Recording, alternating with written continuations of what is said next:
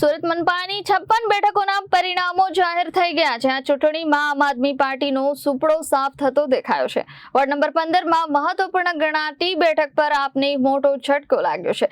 વિરોધ પક્ષના નેતા રહી ચૂકેલા પાયસ સાકરિયાની હાર થઈ છે। સુરત મહાનગરપાલિકાની 56 બેઠકોના પરિણામો જાહેર થતા રાજકીય ચિત્ર સ્પષ્ટ બન્યું છે। આ વખતે આમ આદમી પાર્ટી માટે નિરાશાજનક પરિણામો સામે આવ્યા છે અને અનેક વિસ્તારોમાં પાર્ટીનો સુપડો સાફ થતો જોવા મળ્યો છે।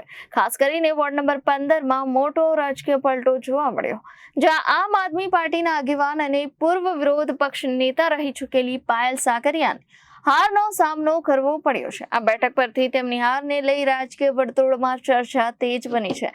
હાર બાદ પાયલ સાકરિયાએ મીડિયાને પ્રતિક્રિયા આપતા જણાવ્યું કે તેઓ પ્રજાના નિર્ણયને પૂરેપૂરો માન આપે છે અને આ નિર્ણય તેમને શિરોમાન્ય છે। તેમણે કહ્યું કે લોકશાહી પ્રક્રિયામાં જનમત સર્વોચ્ચ છે અને તે જ અંતિમ છે। સાથે જ તેમણે જીતેલા ઉમેદવારોને શુભેચ્છાઓ પાઠવી અને આશા વ્યક્ત કરી કે તેઓ પ્રજાની અપેક્ષાઓ પર ખરા ઉતરી વિકાસના કામોને પ્રાથમિકતા આપશે। પાયલ સાકરિયાએ આત્મમંથન કરતા સ્વીકાર્યું કે ચૂંટણી પ્રચાર દરમિયાન ક્યાંક ને ક્યાંક કચાશ રહી હોઈ શકે, જેને લઈ પાર્ટી આગામી સમયમાં ગંભીરતાથી વિચારણા કરશે। તેમણે વધુમાં જણાવ્યું કે આ પરાજય અંત નથી, પરંતુ આગળની લડત માટેનો એક પડાવ છે અને તેઓ આગળ પણ જનતાના મુદ્દાઓ માટે લડત ચાલુ રાખશે।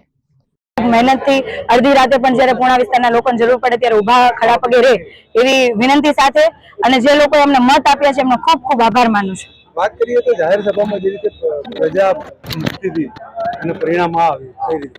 વાત સાચી છે, પણ ક્યાંક ને ક્યાંક જે સમર્થકો હતા એના ચૂંટણી કાર્ડ ના હતા, અથવા તો ક્યાંક ને ક્યાંક મેનેજમેન્ટનો અભાવ, અથવા તો અમારી ક્યાંક ને ક્યાંક મહેનતની કચાશ રહી ગઈ હોય એવું માની શકાય। પણ અમે મેદાન છોડીને ભાગ્યા નથી। અમે તમામ લોકો મેદાનની અંદર ખૂબ મજબૂતાઈથી લડ્યા છીએ અને હજી પણ જે અમારી કચાશ રહી ગઈ છે એ ચેક કરીને ફરી મજબૂતાઈથી હજી લડીશું। Bureau report, Janadesh news, Surat.